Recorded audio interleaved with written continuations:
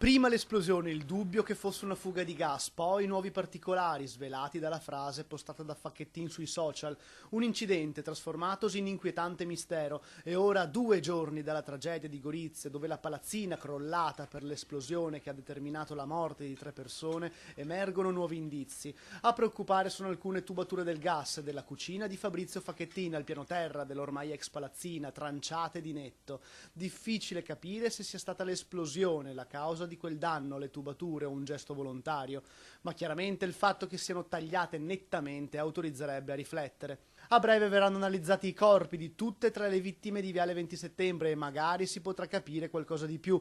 La Procura di Gorizia ha continuato le indagini, ascoltando molte persone, e chi si è presentato in procura ha riferito agli inquirenti di aver notato strani comportamenti da parte di Fabrizio negli ultimi tempi.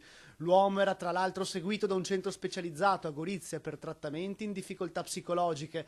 La trama quindi si infittisce con nuovi dettagli che stanno dipingendo un panorama sempre più inquietante.